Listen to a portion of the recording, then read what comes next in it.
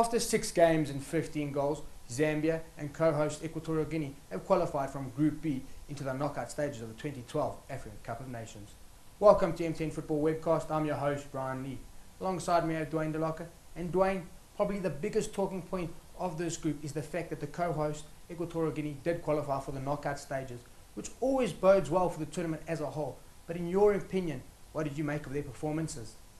Yeah, Brian, Equatorial Guinea really surprise packages, I think, for not only for me, for a lot of people. But you never underestimate the co-host, do you? In terms of Equatorial Guinea, though, the way they played, you can take nothing away from the men that were on the park at any given time. They played with commitment, they played with character, they played with tenacity, and it showed. Scoring that very late winner in the opening game, I think, was quite simply superb. I mean, Javier Balboa stepping up to the plate, Alvarez in the second match against Senegal with a 2-1 victory. I think Equatorial Guinea have shown that they can play with the big boys, they can punch above their weight, and guaranteed now to be in the top 100 in the world rankings when they next come out, which is a remarkable achievement for a side that just a couple of months ago was ranked over 150th in the world. I think in terms of the players, though, what is most relevant for me is the fact that many of these players were not born in the country. In fact, all but one of the squad members was actually born outside of Equatorial Guinea. A lot of them naturalized, but the most amazing thing, as they come together, they play with a team, they play with emotion,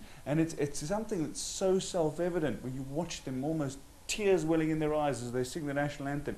You really, really need to watch out for this Equatorial Guinea side. Sure, they let it slip against Zambia in their final game, but, you know, against a Cote d'Ivoire side, and the next time playing on emotion and sentiment against a side that's aging, one magical moment could certainly decide things.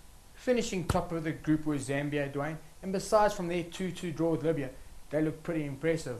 Brian, I think Zambia have been quite outstanding. I think what is most notable is that they're the only team in the competition whose entire strike force has been on fire. Whether you look at Mulenga, Kalaba, whether you look at Chansa joining the line, whether you look at Katongo, these are all players that have scored bar Chansa, but Chansa not really part of the attack. He joins from time to time, but he's been the creative influence and at times has set up opportunities for this Zambian outfit. And I think that's what's been most impressive about them moving forward. At the back, though, the leadership of Kennedy Mwene is unmistakable. Sure, he conceded twice to Libya, but they were both well-taken goals. Libya fighting for everything, showing that real fighting spirit, and there's no pun intended there, but we all know that the situation they went through, civil war, unrest, rebellion, these Libyan players qualified against all the odds, and they showed it when they came to the final tournament proper. When it came to Zambia, though, they took out everybody in their path, bar the Libyans.